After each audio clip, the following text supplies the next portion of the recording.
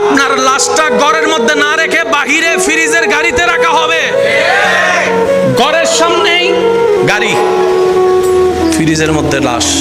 এবার আপনি যদি প্রশ্ন করেন আমার বানানো ঘরে আমাকে রাখলি না কেন, সন্তানরাই উত্তর দিবে, বাপ আপনার দেহের যে কন্ডিশন, ডাক্তার বলছে ফ্রিজ ছাড়া রাখলে গন্ধ ছুটবে, গন্ধ ছুটলে তো আমরা থাকতে পারবো না, তো তোমার জন্য আমরা ঘর ছাড়বো, তা তো হতে পারে না, তুমিই বাইরে থাকো, আমরা ভিতরে আছি।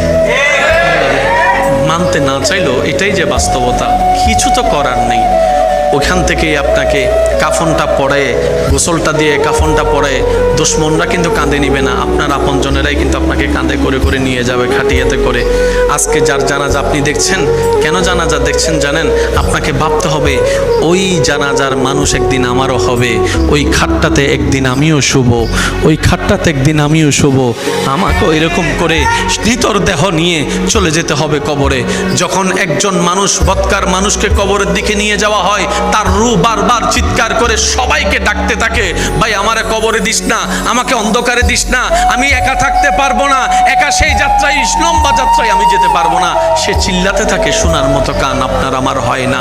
আপনার আপনজনেরাই আপনাকে কোমরের মধ্যে গামছা বেঁধে, দুইজন নিচে থাকবে, হাতটা দিবে, দুইজনে কোমরের মধ্যে ধরবে, দুইজনে পা মাথা ধরে আস্তে আস্তে নামানো হবে।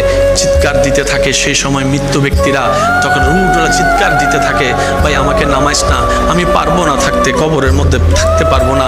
কে শুনে কার কথা? ভালোবাসা যতই হোক, শরীর থেকে গন্ধ শুরু হলে ভালোবাসা তো আর ভালোবাসার জায়গায় থাকবে না, এটাই তো বাস্তবতা।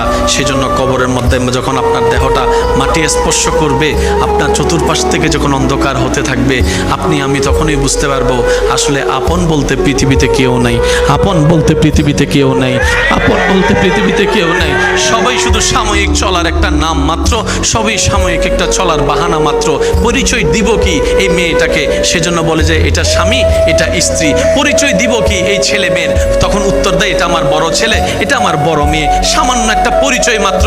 মনে রাখবেন, আর বান্দাদের কোনো পরিচয় হয় না, বান্দাদের শুধু একটাই পরিচয়, প্রত্যেকটা মানুষের শুধু একটাই পরিচয়, সেটা হচ্ছে রবের বান্দা আর নবী মুস্তাফার উম্মত।